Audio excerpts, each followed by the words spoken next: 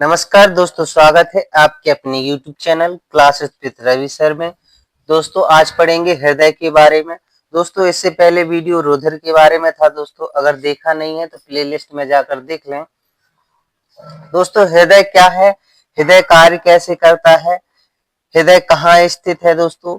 तो हृदय एक खोखला पेशीय अंग है। दोस्तों हृदय एक खोखला यानी कि खोखला है, पेशीय है यानी मस्कुलर है या मासल कह सकते हैं दोस्तों, जो रक्त को शरीर के सभी भागों में पंप करता है। यानी कि जो रक्त को, ब्लड को क्या करता है, सभी भागों में पंप करता है, यानी कि शरीर के सभी अंगों तक रुधिर पहुंचाने का कार्य करता है दोस्तों। कौन? हृदय। और सभी भागों से हृदय के पास ही रक्त आता है दोस्तों। यह शरीर की परिसंचरण प्रणाली का केंद्र है। यह दोस्तों क्या है? शरीर की परिसंचरण प्रणाली का केंद्र है। हृदय, मानव हृदय छाती में फेफड़े के बीच मध्यस्थ कोश में स्थित होता है। तो देखो दोस्तों, जो हृदय है छाती के बीचों बीच दोस्तों, फेफड़ों के बीचों बीच थोड़ा बाईं ओर दोस्तों, बाईं ओर झुका होगा दोस्तों। ये जो तुम्हारा है दोस्तों क्या होता है? हृदय। यानी कि हृदय कहाँ पर होता है दोस्तों? छाती के बीच और फेफड़ों के बीचों बीच दोस्तों, बाईं ओर थोड़ा झुकाव होता है, थोड़ा बाईं ओर होता है दोस्तों हृदय। हृदय की जो संरचना है दोस्तों, हृदय के 4 चैम्बर या 4 कक्ष होते हैं। हृदय के कितने कक्ष होते हैं? 4 चैम्बर या 4 कक्ष होते हैं दोस्तों। दाया अलिंद, जो कि दोस्तों ये है तुम्हारा कौन सा? दाया अलिंद। इसके नीचे ये वाया अलिंद निलय, सॉरी दोस्तों, ये दाया अलिंद और नीचे दाया निलय। क्या है दोस्तों? ये दाया निलय। और दोस्तों ये बाया अलिंद और ये बाया निलय। दोस्तों क्या है ये? पहले ये दाया अलिंद है, नीचे क्या है? दाया निलय। ये बाया अलिंद है, नीचे बाया निलय। तो 1 2 3 4। दाया अलिंद ऊपर को स्थित होता है दोस्तों, दाया निलय ये नीचे को है। Right atrium, right atrium, right ventricle. बाया अलिंद ये ऊपर को है दोस्तों, बाया निलय ये नीचे को है दोस्तों। तो हृदय में कितने चैम्बर होते हैं दोस्तों? 4 चैम्बर होते हैं, 4 कक्ष होते हैं दोस्तों। कितने कक्ष होते हैं? 4 चैम्बर या 4 कक्ष होते हैं। दाया अलिंद, दाया निलय, बाया अलिंद, बाया निलय दोस्तों। दाया अलिंद, दाया निलय, बाया अलिंद, बाया निलय। आगे पढ़ते हैं दोस्तों। हृदय के पास भी वाल्व होते हैं, जो भी 4 होते हैं दोस्तों। वाल्व यानी कि जो बंद होते हैं, खुलते हैं, रुधिर के लिए आता है जब खुल जाते हैं, और जब जाता है, जब जाने के बाद बंद हो जाता है। जब आता है तो खुल जाते हैं और जाने के बाद बंद हो जाता है दोस्तों। त्रिकपाटी वाल्व या ट्राइकास्पिड वाल्व कहते हैं दोस्तों। ये दाया अलिंद और निलय में के बीच स्थित होता है। तो ये दाया अलिंद और निलय के बीच में होता है। ये तुम्हारा दाया अलिंद है दोस्तों, ये तुम्हारा दाया निलय है। तो ये जो है ना दोस्तों, त्रिकपाटी वाल्व कहते हैं इसे। इसे क्या बोलते हैं? त्रिकपाटी वाल्व या ट्राइकास्पिड वाल्व बोलते हैं दोस्तों। इसके बाद द्विकपाटी या माइट्रल वाल्व जो होता है, बाया अलिंद और निलय के बीच में होता है दोस्तों। ये बाया अलिंद है तो ये बाया निलय है, तो ये तुम्हारा कौन सा है? माइट्रल वाल्व या फिर द्विकपाटी वाल्व कहते हैं दोस्तों, या बाइकास्पिड वाल्व कहते हैं। बाइकास्पिड वाल्व, ये ट्राइकास्पिड वाल्व है दोस्तों। ये त्रिकपाटी वाल्व है, ये द्विकपाटी वाल्व है दोस्तों। इसके बाद ये तीसरा है पल्मोनरी वाल्व। जो पल्मोनरी वाल्व होता है दोस्तों, ये दाएं निलय से, यानी कि ये दाया अलिंद है, ये दाया निलय है, ये दाएं निलय से दोस्तों, ये दाएं निलय से ये जो है दोस्तों, ये पल्मोनरी वाल्व होता है दोस्तों। यहाँ क्या होता है? पल्मोनरी वाल्व होता है दोस्तों। और चौथा एओर्टिक वाल्व, जो बाएं निलय से महाधमनी की ओर जाता है। तो ये दोस्तों यहाँ से ये जो है ना दोस्तों, ये कौन सा है? ये एओर्टिक वाल्व है दोस्तों। ये एओर्टिक वाल्व ये दोस्तों यहाँ से जाता है दोस्तों, ये बाएं निलय से महाधमनी में जाता है। हृदय की दीवारें या परतें दोस्तों, तो हृदय की मुख्य रूप से 3 ही परतें होती हैं, endocardium, myocardium, pericardium. Endocardium, myocardium, pericardium. दोस्तों ये जो अंदर की अंदरूनी परत होती है दोस्तों, ये वाली जो परत होती है अंदरूनी परत, ये क्या होती है दोस्तों, एंडोकार्डियम। क्या होती है, एंडोकार्डियम। इसके बाद जो बाहरी सबसे बाहरी परत होती है दोस्तों, जो सबसे बाहरी परत होती है, ये जो बाहरी परत होती है इसे बोलते हैं पेरिकार्डियम। क्या बोलते हैं, पेरिकार्डियम। और इसके जो बीच जो मध्य जगह पड़ी है दोस्तों, इसको बोलते हैं दोस्तों मायोकार्डियम। दोस्तों ये जो बाहरी परत है इसे बोलते हैं पेरिकार्डियम, अंदर वाली को एंडोकार्डियम और बीच वाली को बोलते हैं मायोकार्डियम। दोस्तों याद हो गया होगा दोस्तों। आगे बढ़ते हैं, हृदय की कार्य प्रणाली के बारे में पढ़ेंगे। हृदय की कार्य प्रणाली, दायां भाग बायां भाग, यानी कि जो दायां भाग होता है, दायां अलिंद, दायां निलय, उसमें क्या होता है, ऑक्सीजन रहित जो रक्त आता है दोस्तों, उसमें अशुद्ध रक्त बहता है। वो अशुद्ध रक्त आता है सिराओं से, और सिराओं से आता है जो कि फेफड़ों तक जाता है। और बायां भाग जो होता है, बायां अलिंद, बायां निलय, ये क्या होता है, इसमें शुद्ध रक्त होता है दोस्तों। यहाँ से क्या होता है, फेफड़े से शुद्ध रक्त आता है और पूरे शरीर में जाता है दोस्तों। हृदय गति के बारे में दोस्तों, हृदय गति एक सामान्य व्यक्ति में 70 से 72 बार प्रति मिनट धड़कने की होती है दोस्तों। तो यानी कि जो सामान्य मनुष्य है, 1 मिनट में 70 से 72 बार उसका हृदय धड़कता है दोस्तों। इसी को हृदय स्पंदन भी बोलते हैं दोस्तों। प्रत्येक धड़कन में एक बार संकुचन और एक बार विलयन यानी कि अनुशीतलन होता है दोस्तों। एक बार संकुचन होता है, एक बार विलयन होता है या अनुशीतलन होता है।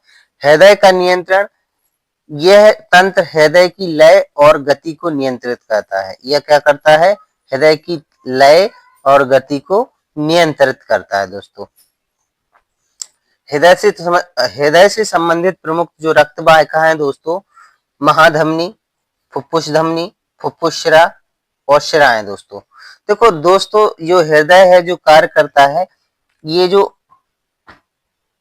दायां अलिंद है दोस्तों, दायां अलिंद, यहाँ क्या होता है, विभिन्न शिराओं से दोस्तों क्या होता है, ऑक्सीजन रहित रक्त आता है दोस्तों। क्या होता है, ऑक्सीजन रहित रक्त आता है, जिसमें क्या होते हैं, ऑक्सीजन नहीं होती है, विभिन्न अंगों से आता है दोस्तों। फिर यहाँ से क्या होता है, यहाँ किसमें चला जाता है, दाएं निलय में चला जाता है। कहाँ चला जाता है, दाएं निलय में, दाएं निलय में चला जाता है दोस्तों। ये जो दाएं निलय से फिर कहाँ जाता है, ये जाता है फेफड़े की ओर। कहाँ जाता है, फेफड़े की ओर, क्योंकि जो अशुद्ध रक्त होता है उसमें ऑक्सीजन की कमी होती है, ऑक्सीजन नहीं होता है। तो जो ऑक्सीजन लेने के लिए वो कहाँ जाता है दोस्तों, फेफड़े के लिए जाता है। तो फेफड़े के लिए जो रक्त जाता है, वो देखो दोस्तों, विभिन्न अंगों से जो रक्त आता है वो आता है सिराओं से, यानी वेने कावा से, शरीर से ऑक्सीजन रहित जो रक्त आता है वो दोस्तों कहाँ से आता है, सिराओं से।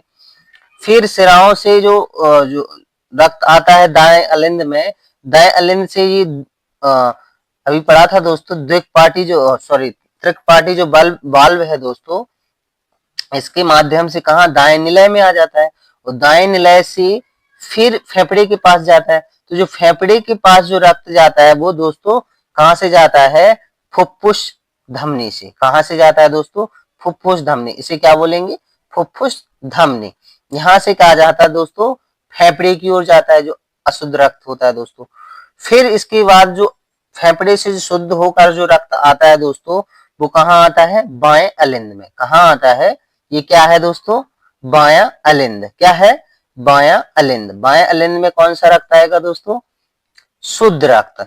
शुद्ध रक्त जो आता है वो किसके माध्यम से आता है दोस्तों, फुफ्फुस सिराओं के माध्यम से। किससे आता है, फुफ्फुस सिरा के माध्यम से।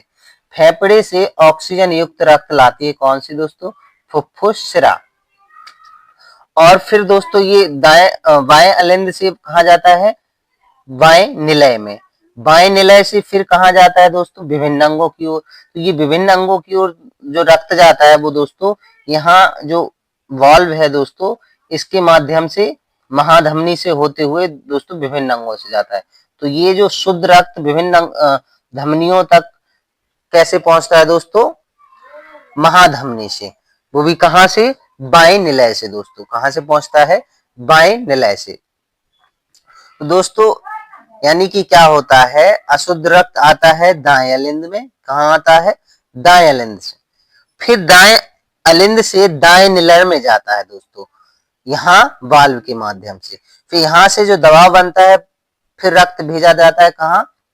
फेफड़े के पास। कहाँ भेजा जाता है? यहाँ से फेफड़े के पास भेजा जाता है। फिर फेफड़े के पास शुद्ध होने के लिए रक्त जाता है। क्या करता है फेफड़ा? उस रक्त को ऑक्सीजन मिला देता है। उस रक्त में क्या करता है? ऑक्सीजन मिला देता है। फिर ऑक्सीजन जो युक्त जो रक्त है वो आता है दोस्तों कहाँ पर? बाएं अलिंद में। बाएं अलिंद में किसके माध्यम से आता है? वो आता है फुफ्फुस शिरा के माध्यम से। किसके माध्यम से? फुफ्फुस शिरा के माध्यम से। और फिर बाएं अलिंद से वाल्व के माध्यम से कहाँ पहुंच जाएगा? बाएं निलय में। और बाएं निलय से फिर यहाँ से दबाव बनेगा दोस्तों, यहाँ से, तो ये महाधमनी के माध्यम से विभिन्न अंगों तक पहुंच जाता है दोस्तों। तो इसकी ये कार्यविधि है दोस्तों, और ये जो मुख्य अंग है उनके बारे में है दोस्तों। आगे पढ़ेंगे ब्लड प्रेशर, रक्तचाप। ब्लड प्रेशर और रक्तचाप जो है दोस्तों, सामान्य मनुष्य का जो रक्तचाप है दोस्तों 120/80 mmHg होता है। इसका मतलब दोस्तों 120 सिस्टोलिक दाब होता है या संकुचन के समय होता है, और 80 होता है डायस्टोलिक दाब होता है दोस्तों, जिसे अनुशीतलन कहते हैं या इसे प्रकुंचन कहते हैं। जो प्रकुंचन दाब होता है दोस्तों 120 होता है, 80 होता है अनुशीतलन दाब होता है दोस्तों। तो इस प्रकार जो 180 बटे यानी कि कहते हैं कि 120 जो होता है बीपी अधिकतम बीपी होता है और 80 न्यूनतम बीपी होता है। तो 120 से बीपी ज्यादा नहीं होना चाहिए और 80 से कम नहीं होना चाहिए दोस्तों। जो ब्लड प्रेशर जो मापा जाता है दोस्तों वो 180 से 120 से क्या ज्यादा नहीं होना चाहिए। किससे ज्यादा नहीं होना चाहिए? 120 से। और 80 से क्या नहीं होना चाहिए? नीचे नहीं होना चाहिए। क्या नहीं होना चाहिए? कम नहीं होना चाहिए। ठीक है, तो 180 और 120 और 80 के बीच में रहना चाहिए। महत्वपूर्ण खोज, रक्त परिसंचरण की खोज किसने की? विलियम हार्वे ने की। 1628 ईस्वी में किसने की थी दोस्तों? विलियम हार्वे ने 1628 ईस्वी में रक्त परिसंचरण की खोज की दोस्तों। हृदय का कार्य पंप के रूप में हार्वे ने बताया। हृदय का कार्य क्या होता है? पंप के रूप में कार्य करता है। ये किसने बताया दोस्तों? तो ये बताया विलियम हार्वे ने बताया दोस्तों। इससे संबंधित हृदय से संबंधित विभिन्न परीक्षाओं में पूछे गए प्रश्न, जो कि मानव हृदय में कितने कक्ष होते हैं? तो दोस्तों मानव हृदय में अभी पढ़ा था कितने कक्ष होते हैं? 4 कक्ष होते हैं, 4 चैम्बर होते हैं। दायां अलिंद, दायां निलय, बायां अलिंद, बायां निलय। हृदय किस प्रकार की मांसपेशियों से बना है? तो ये बना है कार्डियक मसल। किस प्रकार की मांसपेशियों से बना है दोस्तों? Cardiac muscle. तीसरा है ऑक्सीजन रहित रक्त कौन लाती है? तो ऑक्सीजन रहित जो रक्त दोस्तों, ऑक्सीजन रहित यानी कि जो अशुद्ध रक्त है वो कौन लाता है? तो अशुद्ध रक्त फुफ्फुस धमनी। कौन लाता है? फुफ्फुस धमनी अशुद्ध रक्त ले जाता है। ये फुफ्फुस धमनी अशुद्ध रक्त कहाँ ले जाता है? फेफड़े के पास ले जाता है। और फुफ्फुस शिरा शुद्ध करके कहाँ लाता है? हृदय के पास लाता है। कहाँ से? फेफड़ों से। तो यानी फेफड़े से रक्त कौन लाता है? तो फेफड़े से जो रक्त लाता है वो फुफ्फुस शिरा होता है। सबसे बड़ी धमनी कौन सी है? तो सबसे बड़ी जो धमनी है दोस्तों महाधमनी है। कौन सी है दोस्तों? महाधमनी है। सबसे बड़ी जो धमनी होती है दोस्तों महाधमनी है। सबसे बड़ी शिरा कौन सी है? तो इंफीरियर वेना कावा यानी कि आंतरिक जो शिराएं हैं दोस्तों वो सबसे बड़ी शिरा है। रक्त संचार प्रणाली का केंद्र कौन है? तो रक्त संचार प्रणाली का जो केंद्र है दोस्तों वो हृदय है। यानी कि हृदय के माध्यम से ही रक्त का ब्लड का सर्कुलेशन होता है, विभिन्न अंगों तक पहुंचता है, विभिन्न अंगों से हृदय के पास आता है।